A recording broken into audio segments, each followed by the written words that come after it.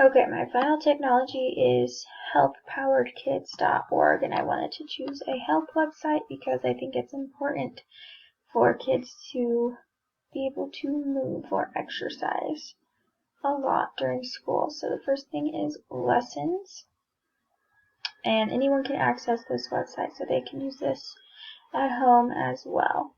So there are lessons on health, eating, good exercise, what's good for the brain, how to release stress, safety, medical needs, all you can think of regarding health.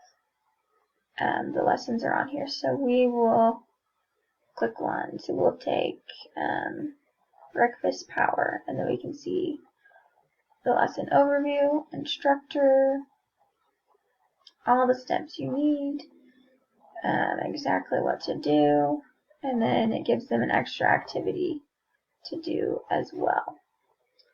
So then we'll go to power chargers, and power chargers are quick little exercises that teachers can do during class with their students. So for example, we will click chair fun leg extension. So this is something they can do sitting at their desks, and it tells them exactly what to do, and they do the exercise for 20 times, and it takes 5 minutes.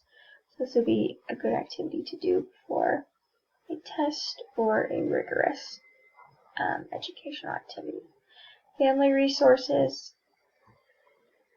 There are videos, links to anything that a family might need. So why did I choose this resource? Because it's important to incorporate movement into the classroom, provides lesson plans to teach students about health, and provides short exercises to do in class, as well as family resources. My purpose was to provide teachers and parents with a resource that could benefit their students, as well as keep them engaged during school or during homework time. So this is for teachers and parents, and my standards were to ensure all students have skilled teachers who use technology to meet their needs. So we can use technology to get them moving, and establish partnerships that support strategic vision, achieve learning priorities, and improve operations. So the partnership here would be with the parents, and educating them that health is a big part of their children's education.